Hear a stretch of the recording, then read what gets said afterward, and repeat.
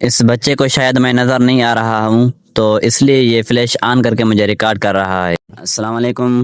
उम्मीद है कि सब दोस्त बिल्कुल मज़े में होंगे।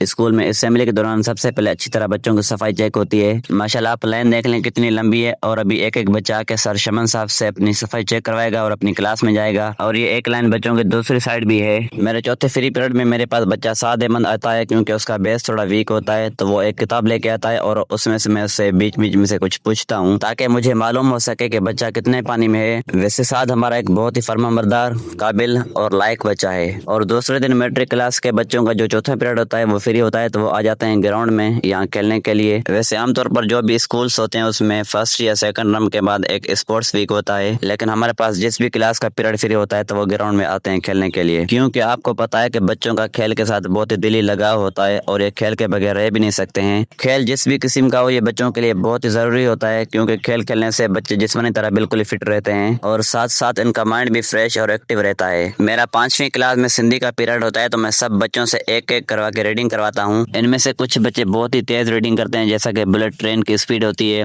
और कुछ बच्चे बिल्कुल ही आहिस्ता आहिस्ता और रुक रुक कर रीडिंग करते हैं, जैसा कि किसी बाइक का पेट्रोल खत्म हो गया हो।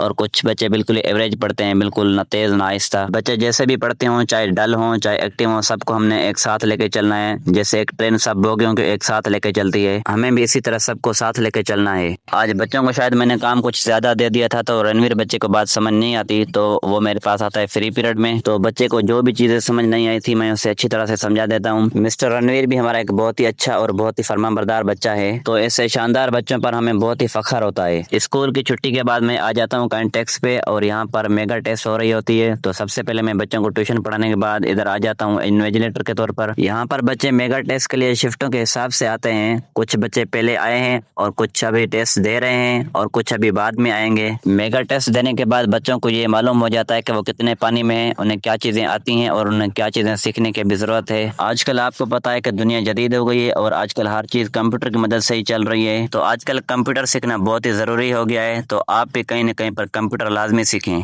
हमारा एक बहुत ही प्यारा बच्चा अब्दुल कयूम, जो कभी एक स्कूल में टीचिंग कर रहा है और साथ साथ कंप्यूटर भी सीख रहा है। हमारे गांव में आज ये एक मशीन आई हुई है जो मस्जिद के साथ एक वजू खाना बनाएगी, और ये गवर्नमेंट की तरफ से आई है। एक बंदा जगह को सीधा कर रहा है और यहाँ सबसे पहले एक बोर किया जाएगा और फिर बाद में वजू खाना बनाया जाएगा। शाम हो जाती है तो मैं आ जाता हूँ बाहर अपनी जमीन पर, और आप देख सकते हैं कि सूरज की अभी आखिरी किरणें हैं। गाँव की शाम बहुत ही प्यारी और रंगीन होती है। ये सब बकरियां घास चरने के लिए गई हुई थी, तो अभी शाम हुई है, तो ये सब अभी वापसी आ रही हैं एक रेवड़ की शक्ल में। पता नहीं बच्चे के पीछे कौन सी पुलिस है जो बकरियों को भी भगाता हुआ आ रहा है और खुद भी भागता हुआ आ रहा है। आप बताएं कि मैं बैठ कर किसी को वॉइस कर रहा हूँ या व्लॉग के लिए वॉइस रिकॉर्ड कर रहा हूँ। देखते हैं कौन सही जवाब देता है। अल्हम्दुलिल्लाह अभी चावलों का फसल बिल्कुल तैयार हो गया है, कटाई हो गई है और अभी कुछ ही दिनों में थ्रेशर आ जाएगी। सामने एक तरफ सूरज डूब रहा है तो दूसरी तरफ सामने चांद निकला हुआ है, और ये व्यू बहुत ही प्यारा है। मगरिब नमाज का टाइम हो गया है, तो अभी मैं जा रहा हूँ नमाज पे, और यहाँ गांव के काफी सारे लोग जमा हैं, और यहाँ मस्जिद की साइड में यहाँ वजू के लिए बोर लग रहा है। कुछ टाइम पहले मस्जिद का जो काम करना था वो सारा मुकम्मल हो गया है। एक वजू खाने की जरूरत थी जो कि अभी तैयार हो रहा है। इंशाल्लाह ये काम भी 2-3 दिन में मुकम्मल हो जाएगा। तो जी दोस्तों, आज का मेरा ये व्लॉग आपको कैसा लगा, आप कमेंट में अपनी राय मुझे जरूर देना। इंशाल्लाह मिलते हैं अगले व्लॉग में, तब तक के लिए अल्लाह हाफिज़, अस्सलाम वालेकुम।